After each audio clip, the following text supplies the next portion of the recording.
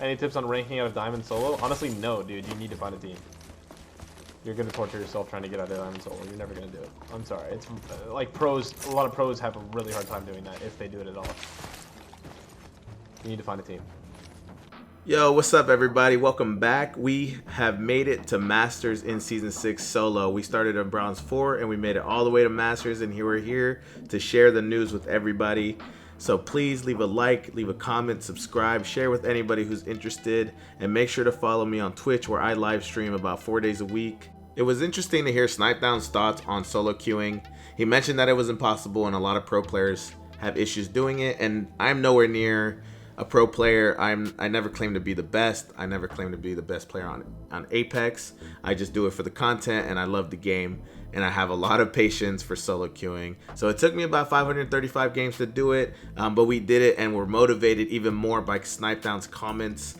He's not wrong. It's very difficult. It's very challenging. I think a lot of the difficulty comes in with the mental aspect of it, being patient enough to push through the bad games, being patient enough to play with some teammates that might not be at your level, and to be able to be in the game as an in-game leader in IGL with random people and getting them and commanding them, even though they don't know you. So some differences that I saw. So I came from Xbox to PC this season to try to solo queue on PC from Bronze to Masters, which we accomplished, which is amazing, which we're super proud of. And we are not the first people to do it, and we won't be the last. But I definitely want to share with you guys, because I want you guys to know that it's possible for you to do it. Don't believe that you can't. Just, you got to be patient. You got to push through it. You got to push through the bad times.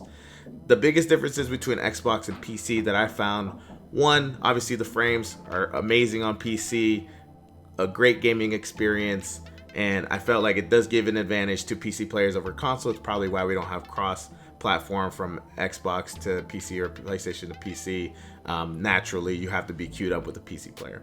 The second thing that I noticed was that on PC, there are a lot of players who are more aggressive, so they use Mastiffs, they use Wingmen, they use a lot of close range weapons, opposed to on console, where I see a lot of use of the G7, Hemlocks, long triple takes, charge rifles, and that was an adjustment. So coming from console, it was mostly long range fights, very passive, where on PC, it's more in your face, people are flying at you, and you have to be ready and set up and be ready to just fight through it, even if a teammate gets knocked or anything like that. So I wanted to share some thoughts with that from my perspective with you guys, and I also want to give you some tips so that you guys can solo queue. It was a hell of a journey. I mentioned that we did it in 535 games, which I think is a lot of games to be played in one split. But you know, if you have the time, you want to do it, I encourage you to do it. I feel like it made me an overall better player, because I learned a new skill which I didn't have, which was the kind of the close range to mid range fighting,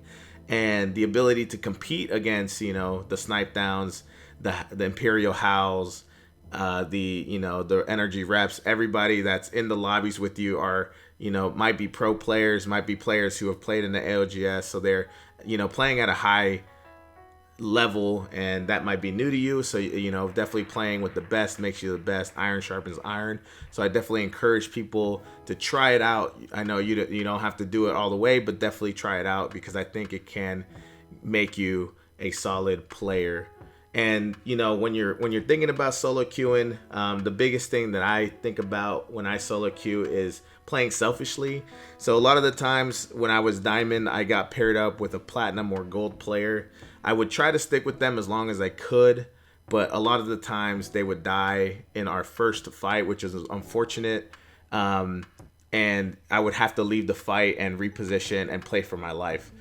This happens because when you're with lower tiered players, it's harder for them to compete against these pro players that are in your lobbies. It's definitely hard for them to keep up, because one, they shouldn't be included in your lobbies anyways, but they are, and for some reason Apex keeps loading them with you, which is unfortunate. But definitely play selfishly. So you'll see here in this particular game, we land, and even the landing, when I was landing, I saw a team with us, and I decided that I wanted to leave right away, because I didn't want to fight head on 3v3 with a team that I have two random teammates, and that other team probably has a a 3-stack pre-made squad.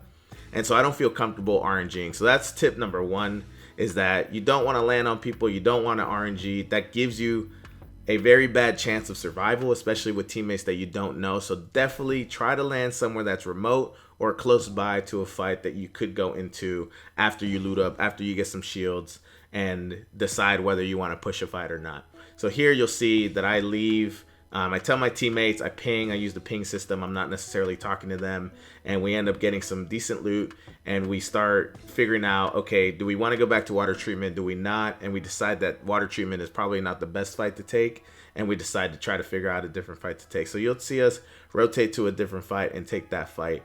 And it's important to note, when we do get into this fight, my teammate ends up getting downed. And I end up playing selfishly, where I'm not trying to be a hero. The chances of us 3v2ing a 3-man pre-made squad, which I think is every other team in this lobby, is very low. And so I end up, repositioning. I try to get banners as much as possible, but usually people stick around to loot. So grabbing banners might not be the best option either. So a lot of the times you do end up solo. But I think if you play smart enough and you don't take the -48 at the diamond level consistently, you'll be able to push through the diamond ranking relatively with ease. But you gotta play smart. You can't try to be the hero. You can't try to be getting 10 kills each game. You have to play the point system if you really want to do the solo queuing. And this does not mean camping. A lot of people will say, oh, you camped, oh, you did this, but it's not camping, because you have to get into fights to climb.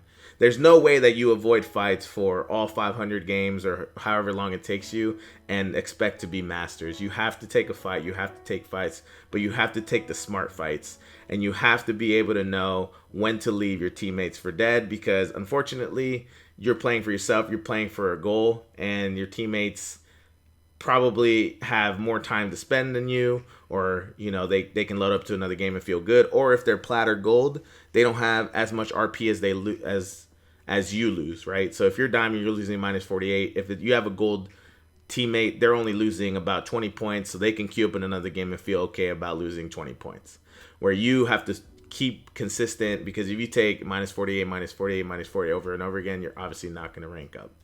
So that's my couple tips. Play selfishly, don't RNG off drop. And then my last tip is don't play ring if you have to. So a lot of the times you'll see me, if you ever watch me live on Twitch, you'll see me, I'll go into ring, whether it's first round or second round, because a lot of the times the team won't push out into ring, and you can get away and reposition and get away from the team that's chasing you. And so you'll see a lot of teams try to chase you, but once you get in the ring, you can lose them. Utilize the ring. Don't be scared of the ring. Carry a lot of heals. It's a way for you to not be trapped, a way for you to not get gate kept. Because if you're solo and they know you're solo, especially with the bloodhounds running around, they're going to chase you. So don't try to be a hero and 3v1 everybody. Play your life. Play smart. Reposition using the ring. If you have to go in a ring, go in a ring. Don't be scared. And with Endgame, it's going to be so hard to win games. It's going to be hard to win a lot of games consistently. But for Endgame, if you played it right, you could have an opportunity to be one of the last few squads to go into the fight. So here I wanted to showcase, if you played your life, if you've rotated, if you've gotten away from the teams that were chasing you, you survived till Endgame, you give yourself a chance to win the game. You might not necessarily win, 25%, 30% of the time, but you give yourself a chance to win. So in this instance, you'll see me, I'm a little patient here. I don't shoot because I don't want to lose my position or show where my position is. And shooting here doesn't really do anything. It might damage them a little bit, but it's not going to knock anybody. So you want to know, you want to be patient. You want to rotate to ring, and you want to give yourself a chance to win the game. So that's my tips. I wanted to share this news with everybody. I'm super excited that we got, from bronze to masters, solo queuing. It was a grind. It challenged me mentally, and definitely am appreciative of all the support I've gotten. If you watched the stream, if you watched any YouTube videos, if you're on my Instagram, anything, I really appreciate all of you and the positivity that you guys bring me. So with love and care. You know, I will see you guys in season 7 creating more educational content, creating more videos. And if you guys want to be part of the Bear Pack, again, I'm streaming 4 days a week. I love you guys. I hope you guys enjoy the Endgame. I know I did. It's pretty exciting. So I'll see you guys on the end of it. I'll see you guys in the next video. Peace out. I don't know, dude. Is that like half off the map? What the fuck?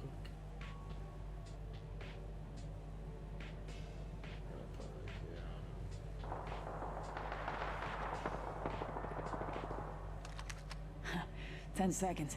Close ring.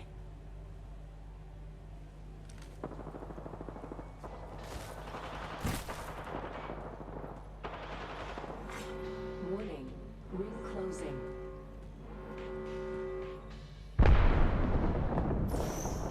Let's reposition here. Old Painless knocking at the door.